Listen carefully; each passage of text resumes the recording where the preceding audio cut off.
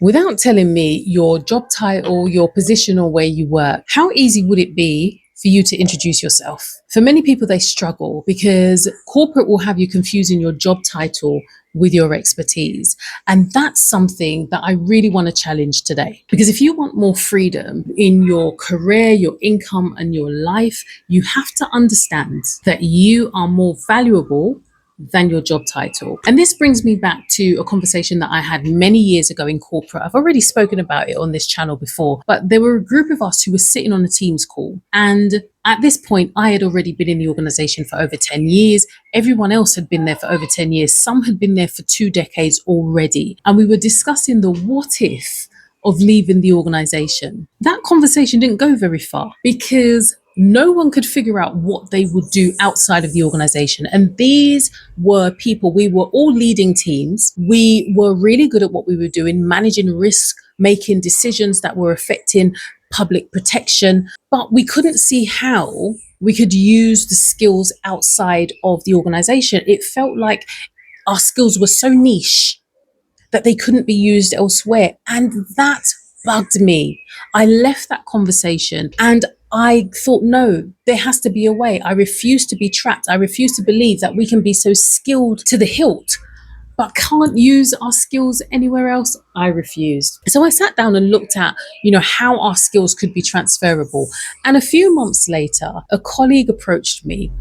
They were thinking about leaving and they had found a position and they were struggling with getting their skills to be and being able to look at their skills of being transferable. And I was able to sit with them and go through how they can use their skills in different ways. And it was such a joy when this person went ahead and was able to land this new role using the skills that they had had, that we were all using, and now being able to use those skills in a totally different way. And that really proved to me that professionals are not lacking in expertise. What they're lacking is perspective. They can't see options and they can't see their value outside of the organization. But that's normal because that's the way corporate wants it. So what you have to understand is that when you are in an organization, you are paid to solve a specific set of problems. However, the skill set that you use to solve those problems are yours. For example, if you are a teacher, your expertise is not teaching. Your expertise is in communication, it's in facilitation, it's in planning, it's in relationship building, it's in how you motivate others. If you're a manager, your expertise is not in management and leadership. Your expertise will be in decision making, in conflict resolution, in engagement, in coaching, in building relationships. And every single profession works like that. So even if you take away the job title, the skills that you would use, you take wherever you go. And this is why I encourage people to stop introducing themselves in terms of their job title and start looking at the value that they create. And that's why I talk so much about options, because when you can't see that you have options and other places to go, then when you have to make a decision about what your next step should be, you usually make that decision out of fear. But when you have options, it reduces fear. When you know that you have skills beyond your employer or the organization that you're in, you stop feeling trapped. And this doesn't mean that you have to quit your job, but it means that even if you want to remain in corporate and there's downsizing, there's changes within the organization, there's a management change, your job title goes tomorrow, you have options. And so it's important to build those options before you need them. Your options based on the skills that you have might look like speaking, facilitating, freelancing. It might mean that you want to start a business on the side. It can mean coaching or consulting or creating digital products. You don't have to become an entrepreneur, but it doesn't hurt to know that you have options if things were to change around you. And so I've got an exercise for you so you can start getting away from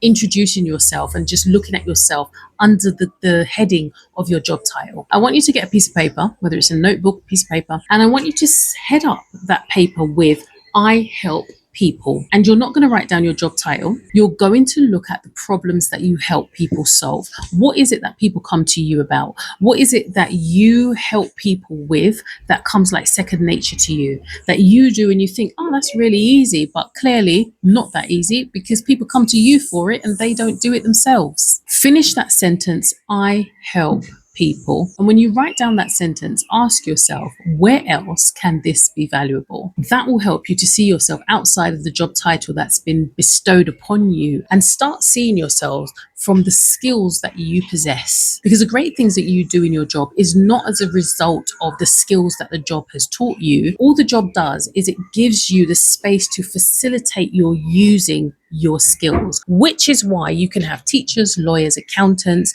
probation officers who would go through the same training, but they would interpret it in different ways, which is why you might have people who are in a position where they're working with the public every day, and some have a really good customer service manner and others don't. Those skills aren't taught. Those skills are what you possess. So the takeaway from today's video is that your greatest asset is not your employer. It's not your job. It's not the income. It's not the salary. It's not the job description. It's the skills that you possess.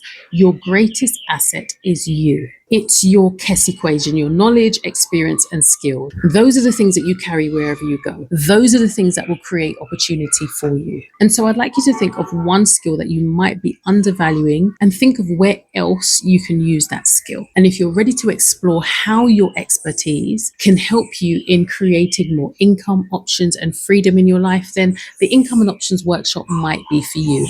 This is where we take the conversations such as this and turn them into practical action. So if you'd like to find out how you can turn the skills that you have into income and options, how you can create your first 1,000 outside of your job, and where these clients might come from, have a look at the playlist that I'm going to link to this video. Until the next video, bye.